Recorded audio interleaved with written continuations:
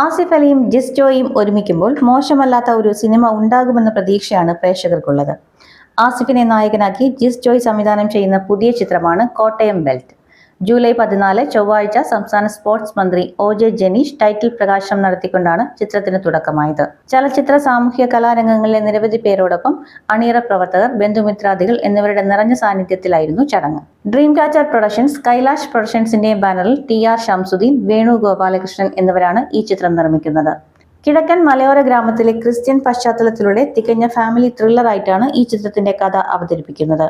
4 സഹോദരങ്ങളുടെ കഥ സംഘർഷപ്രദമായ മുഹൂർത്തങ്ങളിലൂടെ പറയുന്ന സിനിമയാണ് കോട്ടയം ബെൽറ്റ്. ആസിഫ് അലിക്ക് പുറമെ വിജയരാഘവൻ, ഷൈൻ ടോം ചാക്കോ, ജഗദീഷ്, ശ്രുതി രാമചന്ദ്രൻ, അശോകൻ, ബോബി കുര്യൻ, അലൻ സിയർ, വിഷ്ണു അഗസ്ത്യ, ഫർഹാൻ ഫാസിൽ, ശ്രീകാന്ത് മുരളി, പ്രേം പ്രകാശ്, വിനീത്, ജിനു ജോസഫ്, ചെമ്പിൽ അശോകൻ, രഞ്ജിത്ത് ശേഖർ, സാന്ദ്ര ചന്ദ്രൻ തുടങ്ങിയവരും പ്രധാന വേഷങ്ങളിൽ എത്തുന്നു. ചിത്രത്തിന്റെ തിരക്കഥ ഒരുക്കിയിരിക്കുന്നത് സുരേഷ് ഗോപാലനാണ്. ക്രിയേറ്റീവ് കോൺട്രിബ്യൂട്ടറായി ബോബിയും സഞ്ജയുമുണ്ട്.